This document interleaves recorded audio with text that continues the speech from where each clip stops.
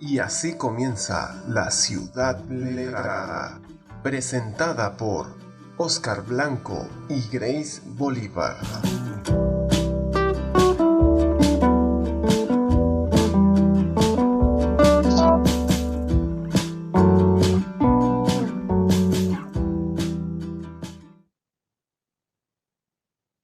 Militares, los hombres que menos pueden ocultar su pasado.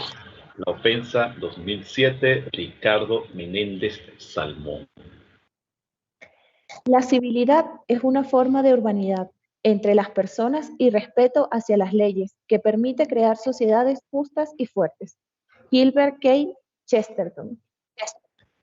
Estas frases dan comienzo a un nuevo episodio. Amigos, todos somos La Ciudad Letrada, la ciencia de golpe.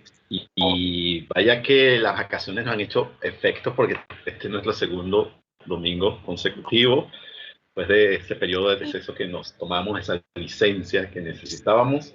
Estamos con muchas ganas, motivados. Tenemos una buena parrilla de invitados para estos 3 últimos meses del año. Sobre todo, lo más importante, hemos superado los 200 suscriptores. Hasta el momento de hoy tenemos 209 suscriptores y seguimos subiendo. Somos más fuertes que COVID. Claro. Y más fuertes que todo lo demás. Digamos más que eso. Así que le damos la bienvenida una vez más. El equipo que conforma este podcast está compuesto por Manuel López en los controles, Eli Blanco en las redes sociales, Oscar Blanco y Manuel López en la producción general, y en la conducción hoy sí nos acompaña después de esa ausencia intemporal, accidental, la señorita Grace O'Malley Bolívar Cote, y quien les habla, Oscar Blanco. Grace, segundo domingo de septiembre. Aunque me ven todo arropado todavía, ya el invierno se está yendo. Tenemos un día lluvioso acá en Concepción, algo de frío, pero ya falta poco para que nos llegue la primavera. Y ya que andamos por estos parajes temporales y no temporales, Grace, ¿a dónde te has mudado? Porque la ausencia de Grace la semana pasada es porque se estaba mudando. Grace es una especie de nómada ahora. Lima, después de Lima, ¿cuál fue la otra ciudad, Grace? Arequipa. Y ahora. Ahora estoy en Juliaca. Bienvenida, Grace. Es una provincia también de Perú, pero aquí sí hace frío todo el año. Todo el año. Y ahorita, sí, bueno, a mí me gusta, pero es mucho más frío que Arequipa. Entonces, por lo menos ahorita está comenzando las lluvias. Entonces, hay temperaturas 6 grados, 8 grados. En la madrugada bajamos a -2. Pero es porque está muy alto. Sí. Está, claro. ¿A cuántos metros sobre el nivel del mar? Mira, no te lo sabría decir, pero como referencia, estoy a 45 minutos del lago Titicaca, que es el lago más alto. Es alto entonces la ciudad, es alta. Sí. Con razón. Entonces el frío perenne. Sí, pero es un frío, es que no sé cómo explicarlo, es fuerte. Tú sales un segundito y ya te congelas y tienes que volver a entrar. Pero a mí me gusta, pues, soy 100% team frío, no team calor.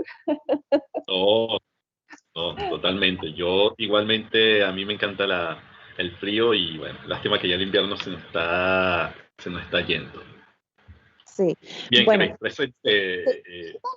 Ya de todas maneras vamos a ir terminando de saldar algunos inconvenientes con la señal y todo lo demás, pero por lo menos hoy pude estar aquí, pude estar comunicada. Así que bueno, les recuerdo a todas nuestras redes sociales, tenemos Facebook, Twitter e Instagram como La Ciudad Letrada, también nuestro canal de YouTube, La Ciudad Letrada, donde nos pueden ver y escuchar, y suscríbanse, es gratis, comenten, compartan, bríndenle la oportunidad a otras personas de conocernos. Exactamente. Y sobre todo, a ver si aquí hay aquí estoy señalando, nuestro número en WhatsApp es más 569-307-4989-3, más 569-307-4989-3. Pueden enviarnos su nota de voz y aquí nos acaba de pasar algo. Pedimos excusa, las condiciones no están del todo buenas, pero se nos acaba de ir nuestro invitado. Vamos a intentar le conectarnos nuevamente. Mientras le conectamos a nuestro invitado, vamos a presentar el tema del programa de hoy.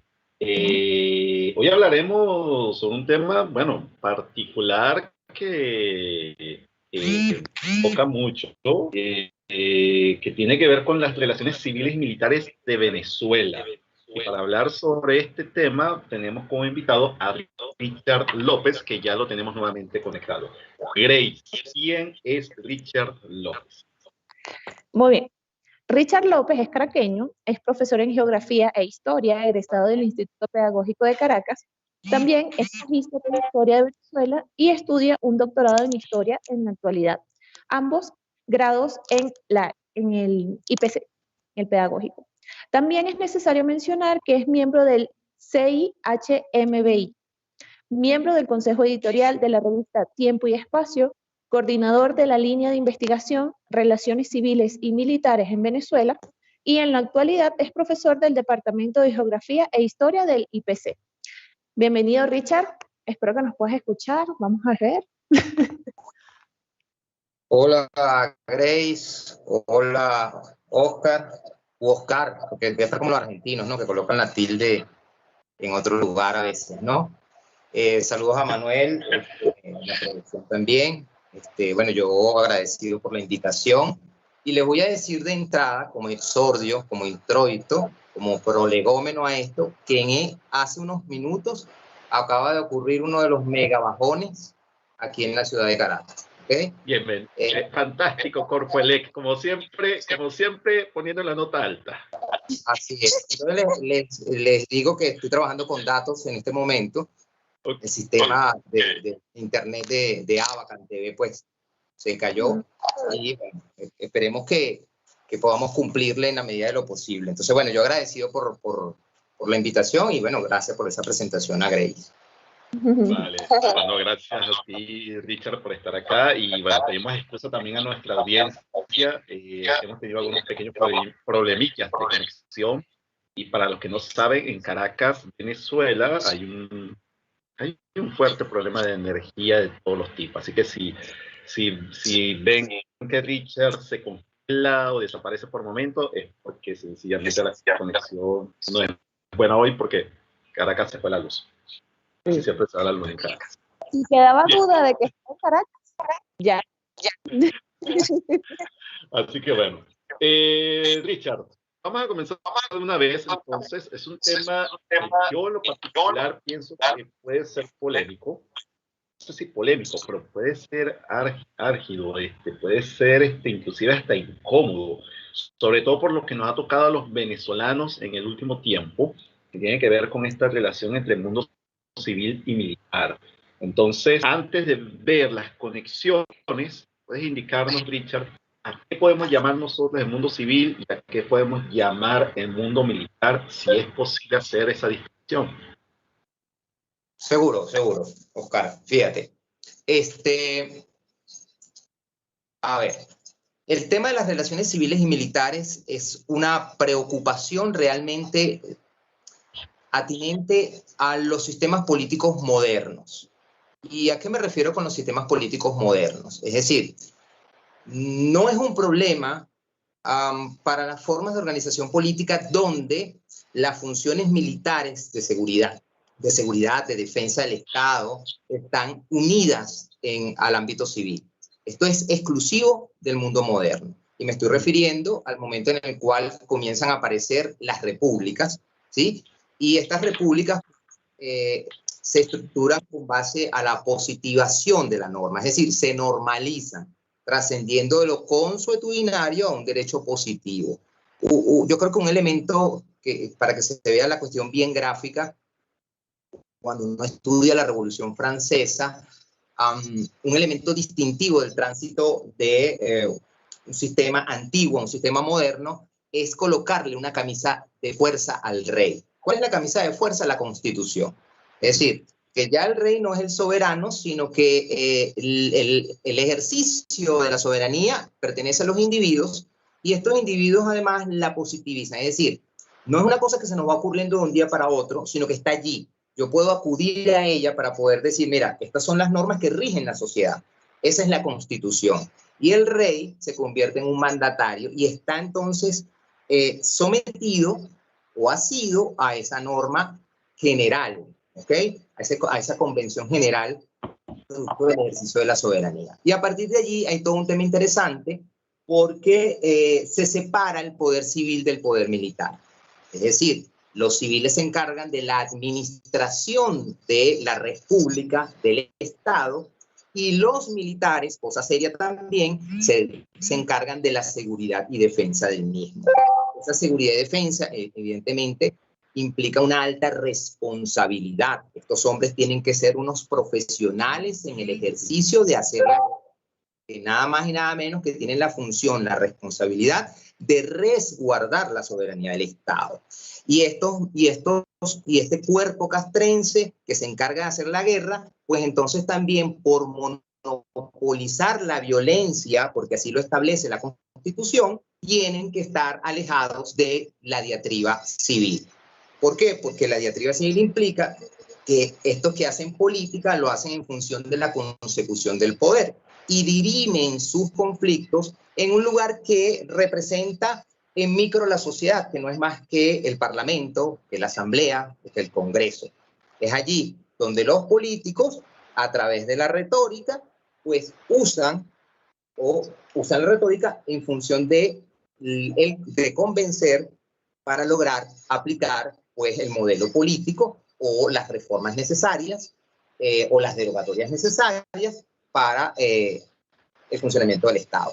Los militares no tendrían que usar la retórica, porque con el simple hecho de detentar las armas, el poder de fuego y tener el adiestramiento necesario, pudieran someter a los civiles. No vamos a perder tiempo en discutir, simplemente tomo lo que es mío. Bien, entonces, el ámbito militar se encarga de la seguridad y defensa del Estado y el ámbito civil de la administración del mismo. Entonces, a ver, entonces esta concepción del mundo militar, el mundo civil, es una concepción netamente de la modernidad, la Revolución Francesa, de contemporaneidad. Antes, si uno repasa la historia, podemos encontrar que quizás lo que prevalecía siempre era el mundo militar, y quizás eso que se conoce como sociedad civil o posibilidad no existía, no lo teníamos muy claro. Comienza a estar claro después de la Revolución Francesa y sobre todo una vez instauradas las repúblicas latinoamericanas, que es lo que nos atañe a nosotros. Pero vamos al caso puntual de Venezuela. En Venezuela, podemos decir que existe una cultura militar. O sea, lo digo por lo siguiente. Nosotros logramos nuestra independencia definitiva en 1821 con la batalla de Carabobo, aunque después con la batalla naval del lago de Maracaibo en 1823, si no me equivoco, digamos que se termina de sellar la independencia, ¿no? Pero partamos en 1821. Quienes, de alguna u otra manera, o por lo menos lo que hemos visto en la historia, a lo largo de la historia, quienes participaron en la contienda de la independencia, fueron militares. Más allá que después algunos se colocaron en el traje civil y todo lo demás, pero fueron militares. Por el caso venezolano, desde 1830, cuando se separa de la Gran Colombia, la mayoría de los presidentes que hubo durante el siglo XIX fueron militares, salvo contadas casos de excepciones, o contadas excepciones como José María Vargas, primer presidente civil, luego Andrés Palacio, si no me equivoco, estaba por allí también, Andrés, que era el otro. Estoy haciendo ahorita memoria de algunos periodos del siglo XIX, y ni hablar del siglo XX, que tuvimos dos grandes déspotas militares como fueron Juan Vicente Gómez y luego Marco Jiménez, ni hablar en el último tiempo. Entonces, en Venezuela prevalece la cultura militar sobre la cultura civil. Sí. Interesante pregunta, Oscar, porque nos permite a nosotros ir aclarando algunos términos, ¿no? Un ejemplo, fíjate.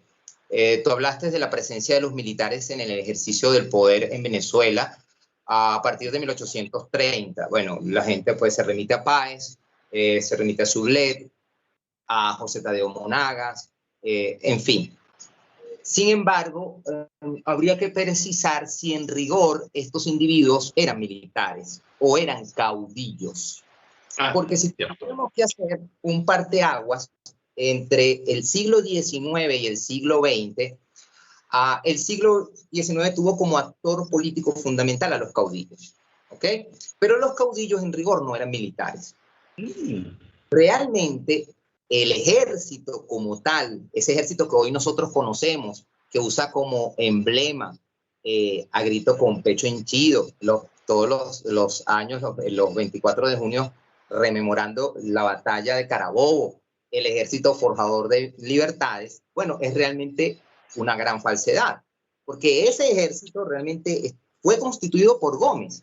Gómez es el hombre que moderniza el ejército, pero más allá de modernizarlo, como la historia no filosofa, o sí filosofa en su teoría, pero no en el ejercicio de hacer historia, y aquí yo siempre uso una frase de un profesor de filosofía, cuando yo estudiaba filosofía, que decía, pantalón marrón talla 40, es lo que hay. Lo que hay es que la materialización del ejército se logra con Gómez, o a partir de Gómez, ¿bien? Quiere decir que el siglo XIX, contemos a partir de 1830 hasta 1899, quizás unos años más, la figura que era el referente del ejercicio de la política y lo hacía a través del factor violencia, era el caudillo. ¿Pero qué era un caudillo? Vamos a definir un caudillo. Ok, te atajamos allí, Richard. Disculpa, te atajamos allí porque nos corresponde hacer la pausa. Entonces, dejamos esta definición de caudillo, que es muy interesante porque así hacemos la distinción entre militar y caudillismo, y lo abordamos en la siguiente pausa. Vamos entonces con la cápsula. Te recomiendo qué leer. Estimada audiencia de la Ciudad Letrada, les habla su amiga Joana Rivero para recomendarles el libro Etimología y Semántica de Apure del escritor y lexicógrafo apureño Edgar Colmenares del Valle. En esta obra, Colmenares ahonda en nuestro pasado, en saber de dónde venimos y en desentrañar el significado de nuestro gentilicio. Porque, como bien lo ha asegurado este autor, citando a Mario Briceño Iragorri, justamente perecen y caen bajo el imperio de nuevas y extrañas fuerzas los pueblos que no tienen conciencia de sí mismos. No lo olviden, amigos, Etimología y Semántica de Apure. Bueno, estamos de regreso. Ya escuchamos esa pequeña cápsula, perdón. ¿Y qué cláusula? Bien, queda un tema muy interesante en el aire, ¿ok? No hay que confundir caudillo con militar. Entonces, Richard, comentabas que ibas a decir la definición de caudillo. Sí, hay un trabajo que fue la tesis doctoral de Domingo Irving Gafaro, que por cierto es el hombre que en Venezuela se encargó de iniciar estudios de relaciones civiles y militares, porque realmente los teóricos, los creadores de este tema o los que se preocuparon inicialmente de este tema son autores anglosajones. Me estoy refiriendo a Samuel Huntington, a Morris Janovis, a Amos Perlmutter, a Geiger Taylor. Es decir, toda esta gente, David Rappaport, toda esta gente que además tenía la preocupación, porque como habíamos mencionado, es una preocupación de los estados modernos. Irving introduce el estudio de las relaciones civiles y militares en Venezuela, y con su tesis doctoral, Relaciones Civiles y Militares, de 1830 a 1910, donde, bueno, trata de ir ubicando esas expresiones de pretorianismo, de militarismo y de caudillismo en Venezuela. Define al caudillo como un jefe guerrero, personalista, político, violento, que usa su banda armada para llegar al poder. Fíjense lo interesante, es un jefe guerrero, pero no es un militar, ¿sí? Es un civil que usa su banda armada, y pensemos en Páez, que era un gran hacendado, que podía disponer de sus campesinos, que los armaba, que además lo seguían porque el tipo era muy carismático, ¿ok? Tenía un gran prestigio heredado de la Guerra de Independencia y era su facción armada. Pero además... Richard, disculpa que te interrumpa, solamente porque ahora que acabas de nombrar a Páez, que era un hacendado, entonces también esa figura del caudillo, que no es militar, pero caudillo que tiene una banda armada, que es carismático, también se la podemos endiosar a José Tomás Bópez, ¿no? Uno de los grandes protagonistas, por lo menos del proceso independentista venezolano, pero del bando realista. Totalmente, totalmente, sí. Reúne esas características de ser un caudillo. Entonces, claro, esa figura del caudillo además no solamente funcionaba aisladamente, porque el tema del carisma y el prestigio también terminaba por cimentar otras alianzas con otros caudillos. Entonces Páez puede tener alianzas, un ejemplo, con Monagas, que era otro gran caudillo, pero que quizás no tenía el prestigio suficiente como para ejercer el poder político a nivel nacional. De eso Irving hablaría de caudillos nacionales, caudillos...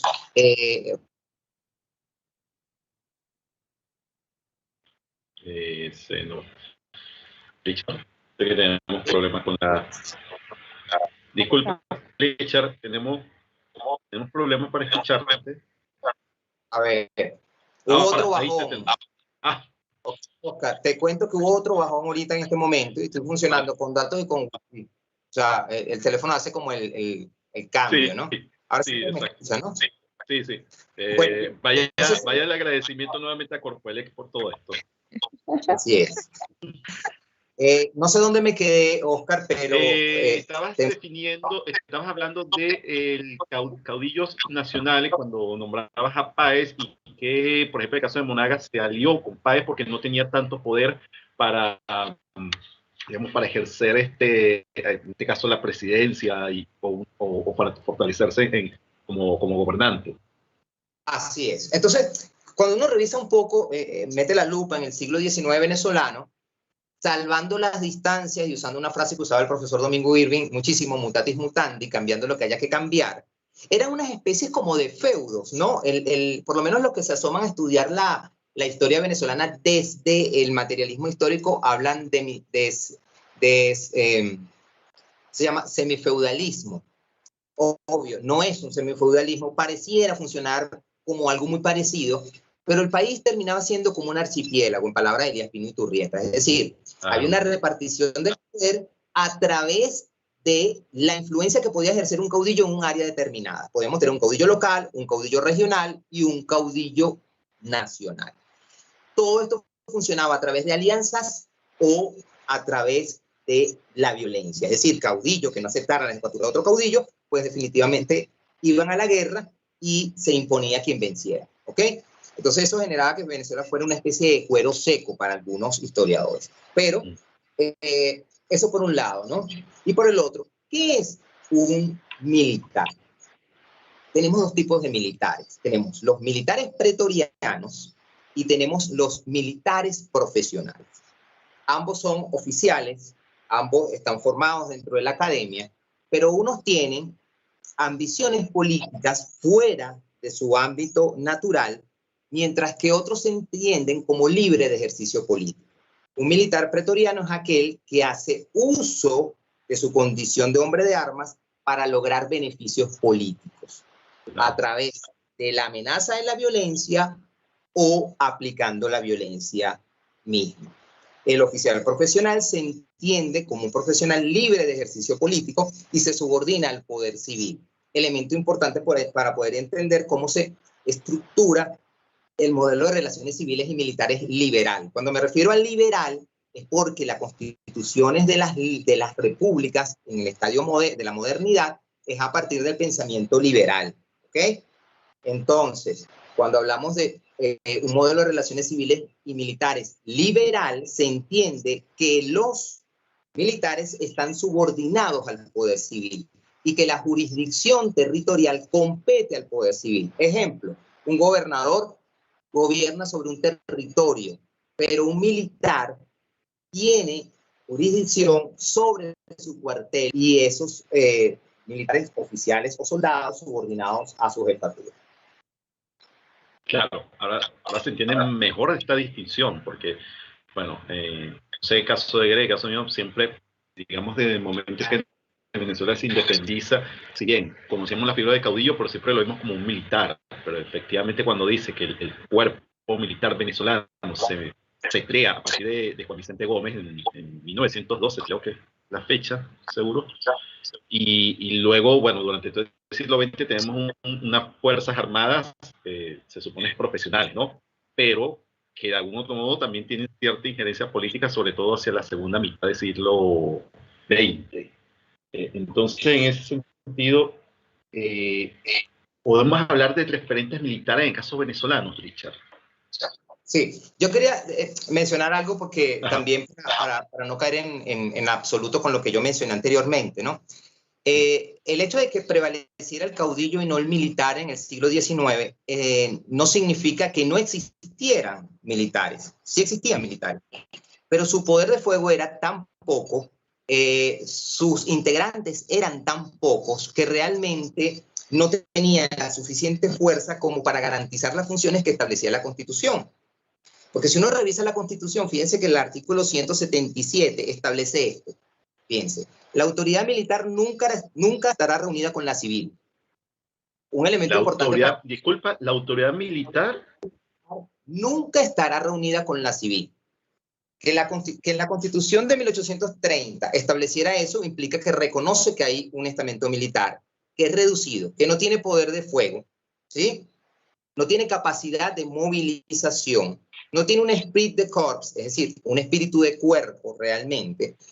Por lo tanto, ¿quiénes se imponían? Se imponían los caudillos, los ejércitos particulares que fungían como agentes de control social. Es decir, cuando en la sociedad quien debe cumplir tales funciones no lo hace, naturalmente empiezan a surgir elementos que cumplen esas funciones al margen de la ley, que fueron los caudillos, ¿ok?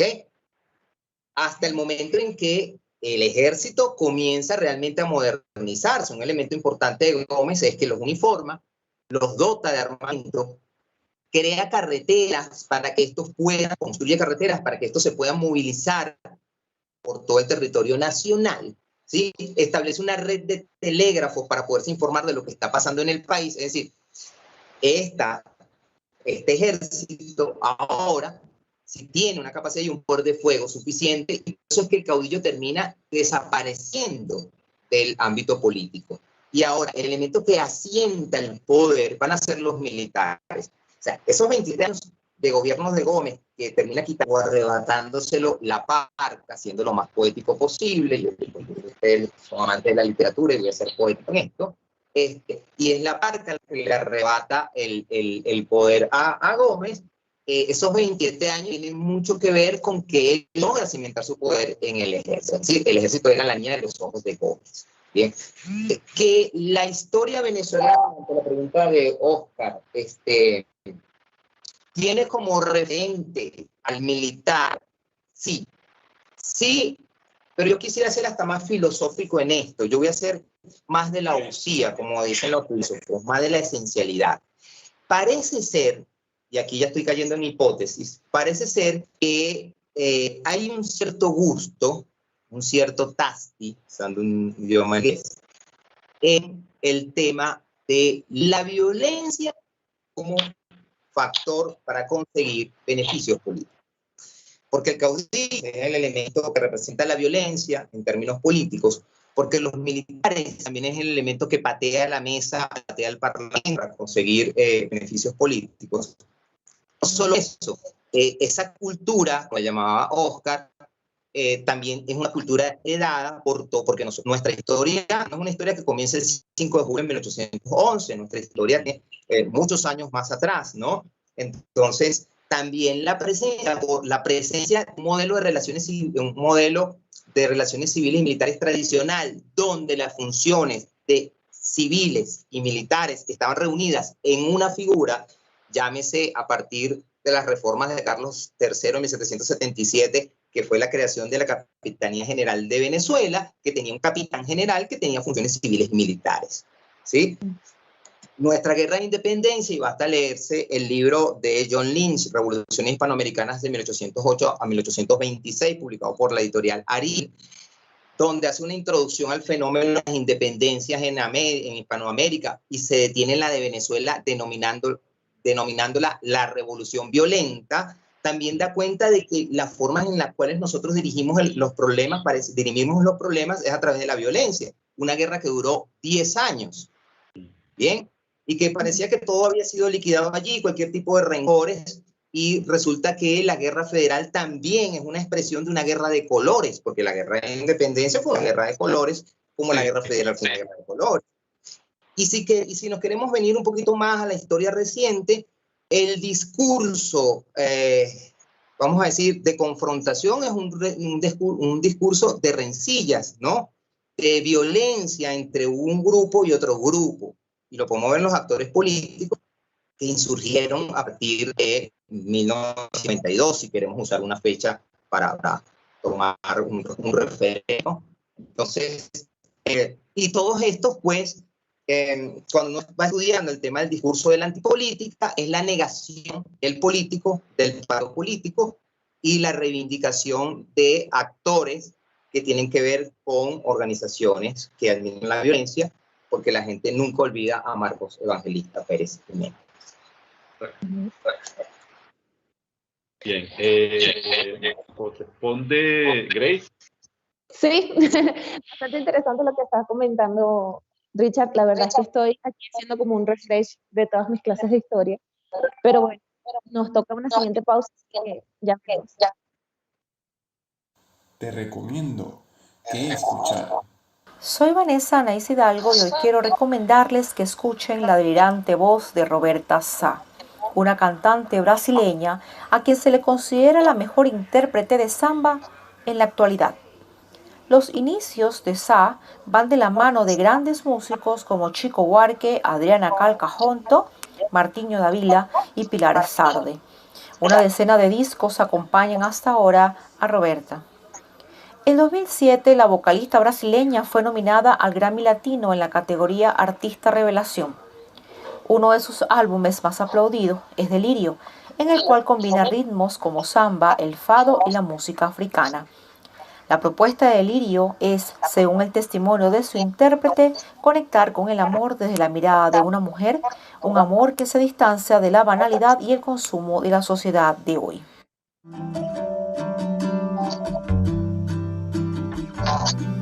Y estás escuchando La Ciudad Letrada.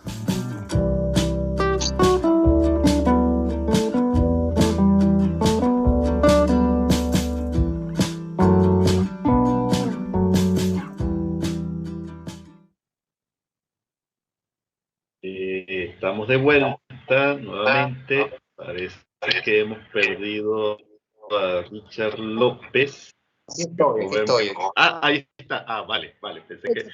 Sí, la carta estaba congelada, ¿no? Ya, sí.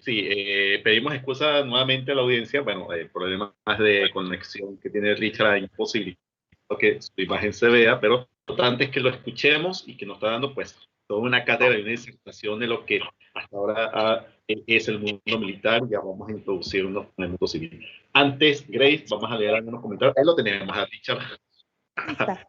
Ahí lo tenemos bien. Entonces, antes vamos a leer los comentarios que tenemos en nuestro chat en YouTube.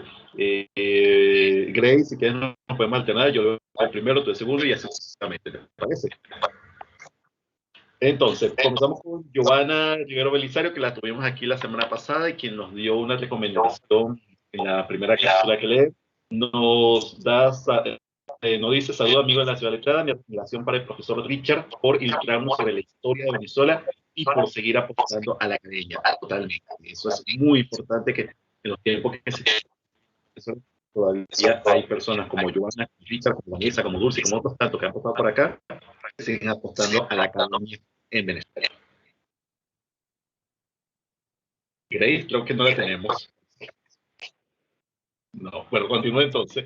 También por acá tenemos, hoy es un día de las conexiones, parece que no nos ayudan. Tenemos a Vanessa Anaís Hidalgo Rodríguez, nos da las buenas tardes a todos. Escucharlo hasta ahora, un domingo, siempre es delicioso. Agradecida por el espacio. Seth López, buenas tardes. Así como entiendo, esto es una pregunta que Richard la podemos responder a los que ya en los comentarios.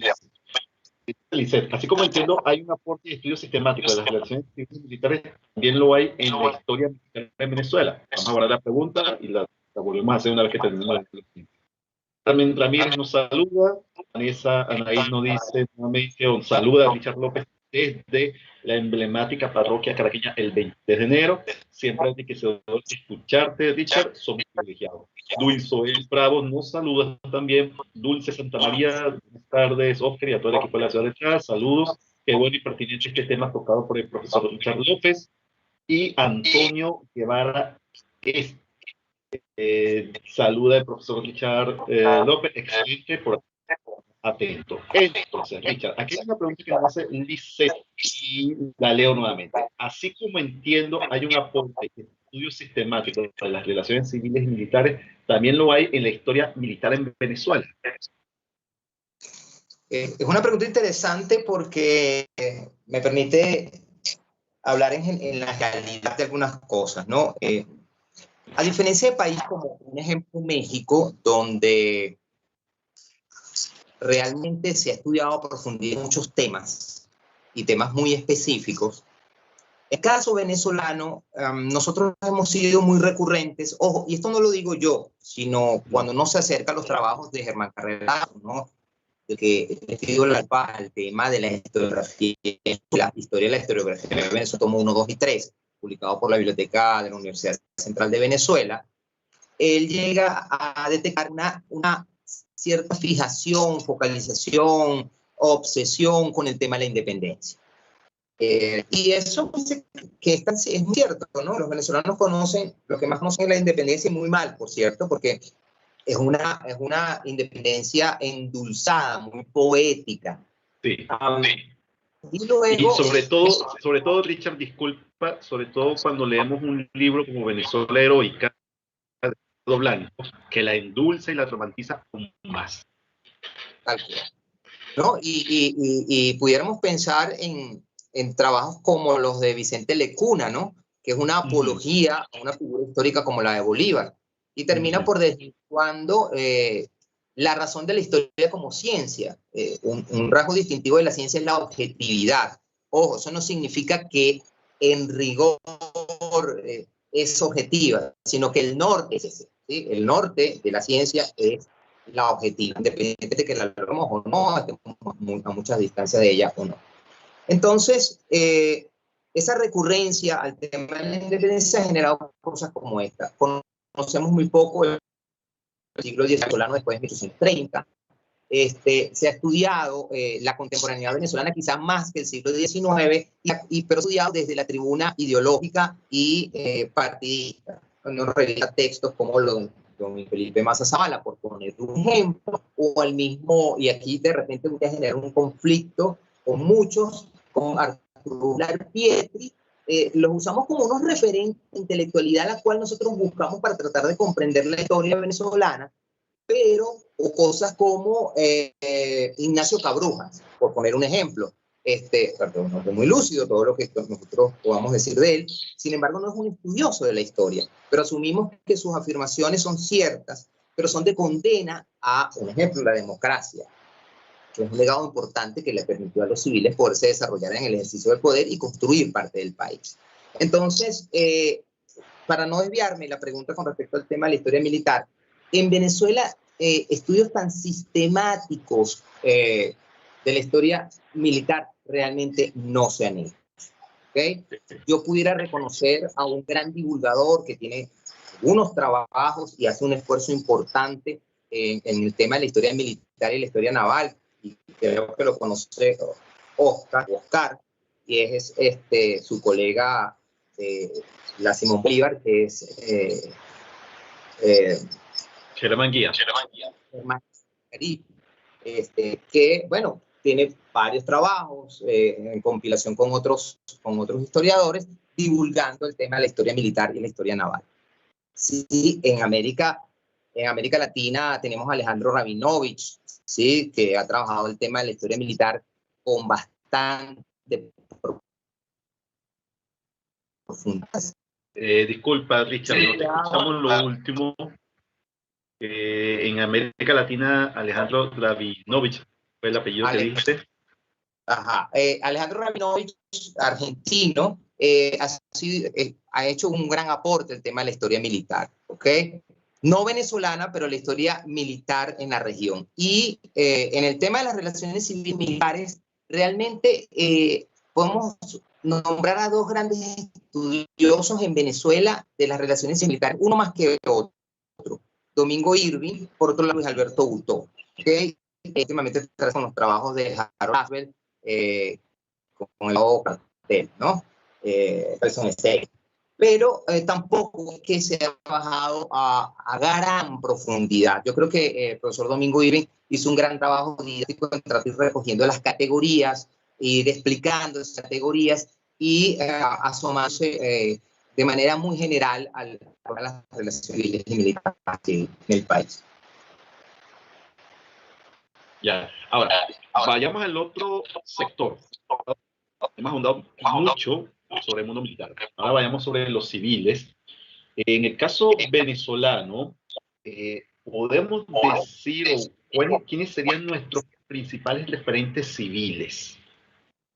Sobre todo tomando en cuenta que, o por lo menos desde mi óptica, la civilidad en Venezuela, me corregirá o nos corregirá a todos si nos equivocamos, la civilidad en Venezuela era hasta nueva, ¿no? Tomando en cuenta que existió un proceso de caudillaje, luego el periodo militar con pequeños momentos de civilidad, pero digamos que los civiles, por lo menos como lo entendemos nosotros, en Venezuela comienza con el periodo democrático. Es decir, de 1958 hasta 1998, cuando obviamente se termina, pero corregirá si nos equivocamos o no. Sí, a ver, yo creo que todavía existe, es que el problema de la cultura, Oscar, es complicado, ¿no? Porque la cultura realmente es una expresión espontánea, ¿sí? Y esto, pues, no lo digo yo, autores como Alejandro Grimson, Robert Darnton y Clifford Geertz han trabajado ese tema. Pero evidentemente todo eso tiene que ver con un legado histórico. Es decir, si la cultura es una forma de cómo nosotros interpretamos las cosas, la cultura no es más que una valoración, un sentido, es semántica, ¿no? De hecho, si uno lee interpretación de las culturas, te perdimos nuevamente, Richard. El libro Interpretación de la Cultura de Clifford Geertz, ¿no? Fue que comentaste. Sí, él define la cultura como una interpretación de un mismo fenómeno. Entonces, fíjense que ya estamos haciendo, el elemento central ahí es lo semántico, es el sentido que le damos a las cosas. Entonces, los venezolanos tenemos un problema con la valoración del político civil. Si realmente el político civil está en condiciones para gobernar un país desprovisto de sus apetencias particulares. Es decir, el problema es que nosotros terminamos relacionando al político civil con una persona que siempre va a deponer los beneficios, los intereses privados a sus funciones en la autoridad pública. ¿Ok? Y relacionamos a la Fuerza Armada, particularmente a la Fuerza Armada, con una institución que, estructurada muy verticalmente, termina por ser muy impoluta, muy prístina, muy inculada, muy alejada del tema de la corrupción. Si nosotros vamos recogiendo un poco, vamos a decir, las impresiones que tenían los venezolanos antes, por lo menos del 99, porque ahora la impresión que se tiene es distinta, era que una de las instituciones, o dos instituciones que eran emblemáticas y que estaban ajenas al tema de la corrupción, eran muy transparentes. Una era la Iglesia y la otra era la Fuerza Armada. ¿Ok? Fuerza Armada que se había mantenido ajena a la diatriba política, por lo menos hasta la temporada de golpes, como la llamaría Mondolfi, hasta el año 92. En el año 92, bueno, se abre la caja de Pandora, sale la Fuerza Armada y entra en la diatriba política, ¿no? La Fuerza Armada era vista como una institución que no estaba contaminada. Richard, disculpa, nuevamente se nos va un poco la señal y a ver, no te entendimos lo último. Ahora, no sé si se escucha. problemas Se de escucha un tanto Recortado. recortado. Vamos a hacer algo. Vamos mientras resolvemos estos problemas de conexión con Richard, vamos a la siguiente pausa y continuamos esta parte ya en el segmento final. Te recomiendo que ver. Hola amigos de la Ciudad Letrada, les saluda Clara Canario desde Caracas, Venezuela.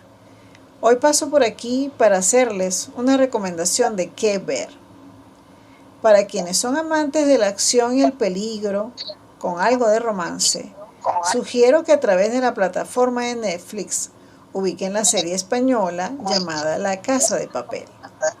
Esta serie, a lo largo de 5 emocionantes temporadas, ha captado la atención de miles de espectadores de todo el mundo. Y lo mejor es que aún el final no ha llegado. De su 5ª y última temporada fueron transmitidos 5 capítulos el pasado 3 de septiembre, pero los últimos 5 capítulos serán estrenados el 5 de diciembre. Así que todavía tienen oportunidad de disfrutarla y divertirse.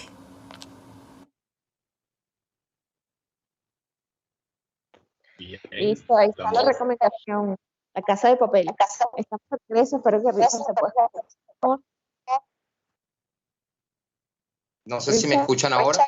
Ahora sí, mucho mejor. Sí, bueno, yo quería decir cosas como esta. Aquí ha habido intentos de tratar de exaltar la figura de los civiles, quizás con problemas por la política, ¿no? Un ejemplo, el caso de Betancourt como una figura importante en la construcción de la democracia en Venezuela. En algún momento, Acción Democrática lo hizo llamar el padre de la democracia. Y eso pues generó entonces también una animadversión por parte de otros bandos políticos. Por ejemplo, por razones obvias, ni tampoco el Partido Comunista, ni el MIR, ¿sí? Ni el más adelante, por ser organizaciones antisistema. Hay un intento quizás, pero poco profundo en hacer la figura, un ejemplo, José María Vargas. Pero cuando uno abre los libros escolares, uno se consigue con que sigue desarrollándose una historia pasada y estructurada con base a la independencia, a los actores, los caudillos que participaron en la guerra de independencia, siendo Bolívar un referente en la historia venezolana, pero no como un civil realmente, sino como realmente un guerrero. Entonces, cosas tan terribles como ese catecismo, el Evangelio según San Bolívar, piedra bolivariana que se da en Venezuela, terminan siendo unas totalmente negadoras de un intento por tratar de construir una historia civil. Yo tengo una consulta. Creo que obviamente quizás te volviste a lo del tema militar, pero ese mismo hecho de tener tantos referentes militares es lo que hace de que en Venezuela la mayoría de los gobernantes sean militares, como más propenso a eso. Bueno, a partir del siglo XX vamos a tener, bueno, a Gómez, que se asienta vamos a decir, en el Ejército Nacional para poder apalancar el poder. A la muerte de Gómez, en 1835, asume la jefatura del Estado, su ministro de Guerra y Marina. Fíjense la conexión que hay entre lo militar y lo civil y el ejercicio del poder, es López Contreras, que proviene del ejército. Y López Contreras va a fungir como una especie de tutor de la sociedad civil, a que nosotros salgamos de ese enanismo, como decía Kant, hablaba de que es la ilustración, salgamos de ese enanismo y cuando los civiles realmente gobernarnos, entonces nos van a dar la batuta para poder gobernar.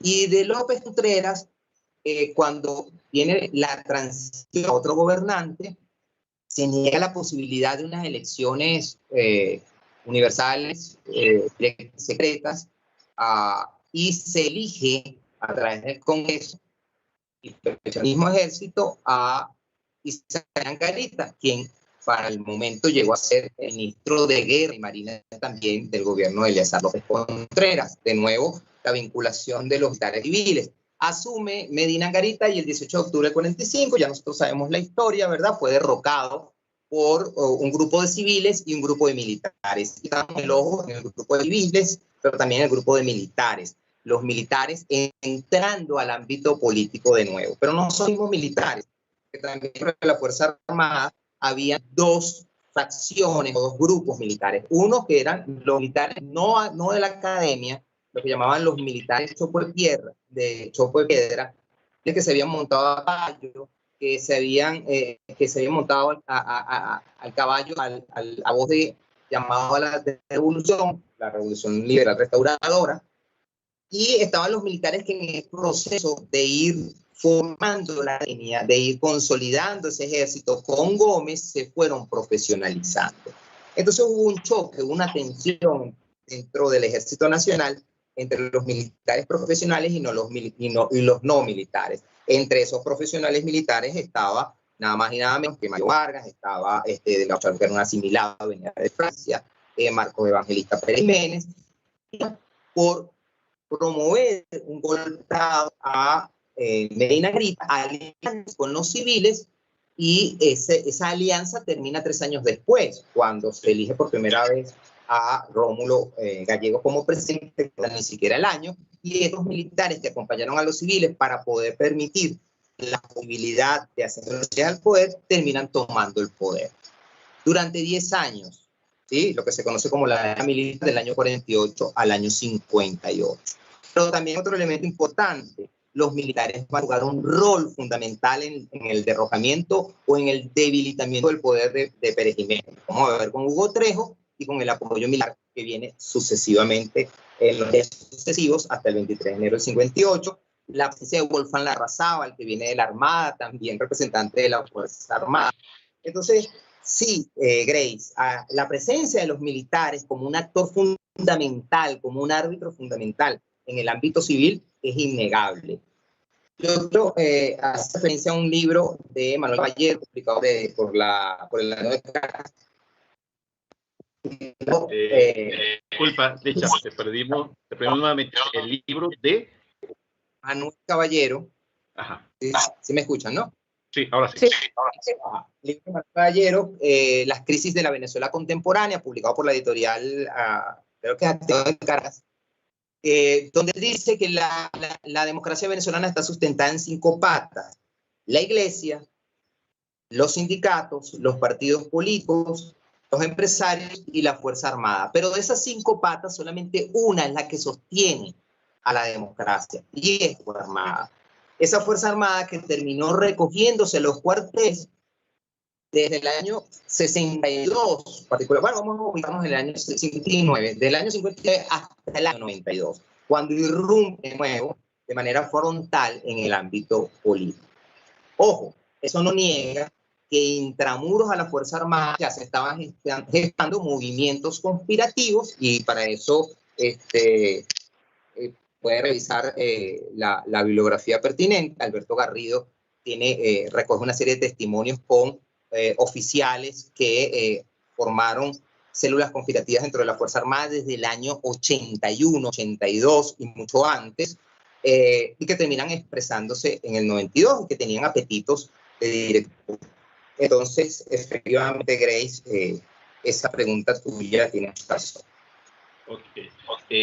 Nos queda poco tiempo y hay 2 preguntas importantes acá en nuestro chat de YouTube y vamos a mencionártela para que la puedas responder lo más breve posible, porque nos quedan pocos minutos. Entonces, para que no te quede en el aire. Antes leo que Carmen Ramírez dice: Richard, qué interesante exposición. Elis dice: profesor Richard, excelente exposición. La pregunta de José Manuel Astudillo Centeno. No da la buenas tardes y dice: ¿cómo podemos hacer entender al estamento militar estas ideas? Venezuela, luego de la experiencia chavista, podrá a corto plazo establecer relaciones civil y militares sanas. Bueno, primero, voy a recomendar alguna bibliografía que creo que es importante, rápidamente por esos minutos, ¿no? Yo creo que hay que leer a Amos Permuter y a Blaise Bennett. Hay que leerse a Samuel Huntington, El orden político en las sociedades de cambio, a David Rappaport, hay que leerse a Morris Janowitz. Todo esto, lamentablemente, es bibliografía que está en inglés, ¿ok? El primer spot y que saltar, pero es necesario hacerlo para los que se interesan por este tema. Según eso, la pregunta no sé, se puede responder o desde la óptica de Morris Janowitz, de Professional Soldier and Social and Political Portrait, donde él dice, es un problema netamente sociológico. Él dice, el problema de los militares que terminan entrando en el ámbito político, hay que entenderlo primero en una cuestión. Es que cuando nosotros ubicamos que existen grupos con intereses distintos, ya no hay tensiones. ¿Ok? Si usted está casado, imagínese usted en su casa está casado, usted tiene tensiones con su pareja, porque son distintos. ¿Ok? Ya es una tensión, eso es natural. Ahora, que de allí a un rompimiento, bueno, hay un paso muy largo. Para que no se dé el rompimiento, pues hay que manejar las tensiones, suavizar esas acciones, esos conflictos. Entonces, ya nos dice, el hecho de que los militares tengan funciones totalmente alejadas del ámbito civil, ya los va cohesionando como un grupo. Que ellos entendiéndose como administradores de la violencia, pero que también son administradores de una organización, quieran extenderla al ámbito civil, ellos pudieran decir, ¿para qué necesitamos a los civiles? Entonces, el contención, según Llanos, de la versión sociológica, es lo ético. Que el militar, de una manera ética, axiológica, decida no entrar en el ámbito civil por su incompetencia. ¿Bien?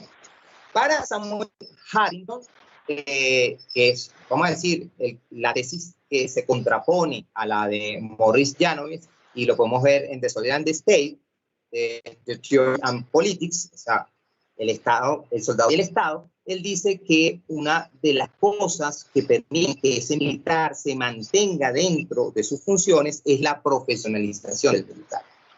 Es decir, un militar es profesional porque no se mete en política. Vaya a la tautología y no se mete en política porque es profesional. ¿Y qué es un militar profesional? Un militar que se ocupa de adiestrarse, ser lo más eficiente, lo más eficaz en sus funciones de seguridad y defensa. Para eso necesitamos que el Estado invierta en la Fuerza Armada para los militares en esas funciones. Es decir, tiene que ser un ejército, una Fuerza Armada que esté por lo menos medianamente muy cercana a el grito de la moda del momento. Es decir, que el tipo esté adestrándose en manejar las nuevas armas, en adiestrándose en usar nuevas tácticas y nuevas técnicas de operaciones. A eso se refiere. Mientras el Estado ocupa en eso, deja de estar viendo el ámbito civil. Si ocupamos a militares en funciones de policía, entonces ese militar va a ir acercando a ese mundo civil. ¿Bien? Es muy característico en Venezuela ver a los militares cumpliendo funciones prácticamente de Policía Nacional. Ok, eso que acabas de decirnos, Richard, esto último, responde de algún modo la pregunta que nos había hecho Carmen Ramírez, que si la carrera militar es un puente para incursionar en la participación política. Con toda la exposición que nos dice, yo asumo que sí, que parece que en Venezuela ser militar es casi que después sinónimo de ser político. Bueno, yo diría que no necesariamente. No necesariamente. Eso depende de las condiciones, ¿ok? Porque si lo manejamos del absoluto, cuidado, pero eso depende de las condiciones del momento. Ok, vale. Ahora, estamos ya casi finalizando. No quiero dejar pasar esta pregunta. Yo soy más bien, me aboco más al modelo que países como Costa Rica que no tienen un estamento militar. Y si me lo preguntas a mí, yo honestamente digo que los militares no hacen falta, sobre todo cuando uno revisa un poco la historia venezolana. Pareciera que los militares, más que beneficiar, por lo menos en lo que yo lo entiendo, han perjudicado. Entonces, pensar que una vez que termine todo este desastre en Venezuela, suprimir las Fuerzas Armadas, poder convivir sin militares. Bueno, en el caso de Costa Rica hay que revisarlo, porque aunque no tiene una Fuerza Armada, las funciones de seguridad del Estado las cumplen otras organizaciones internacionales.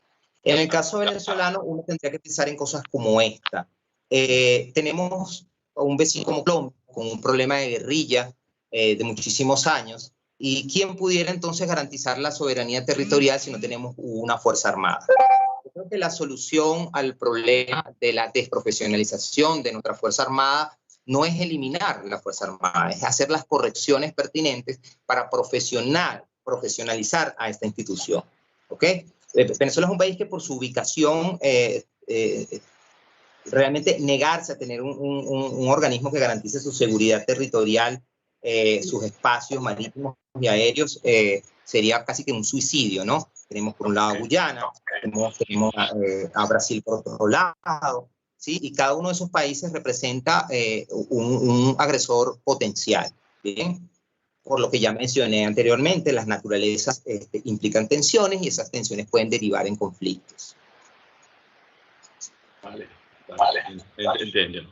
Bueno, creo que ya estamos sobre la hora, nos estamos yendo. Aquí nuestro operador nos dice que es el momento de Richard.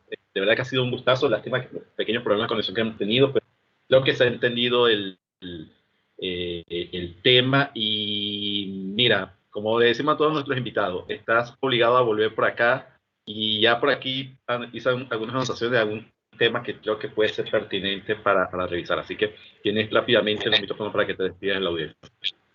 Bueno, muchísimas gracias al equipo de la Ciudad Letrada, a Manuel, a Grace, a Oscar, y a todas las personas que estuvieron pendientes, que les interesó el tema, que hicieron sus preguntas, y los que no hicieron sus preguntas, pero que también estuvieron pendientes, bueno, agradecido. Bueno, y cuando ustedes gusten, yo con todo el placer estaré aquí para acompañarlos, y ojalá sin los problemas de conexión que hoy se presentaron. Perfecto. Bueno, no sé si me ven, porque mi pantalla se quedó congelada, pero bueno, igual sí, de verdad lo disfruté bastante. Fue como volver a esas clases de historia que son necesarias.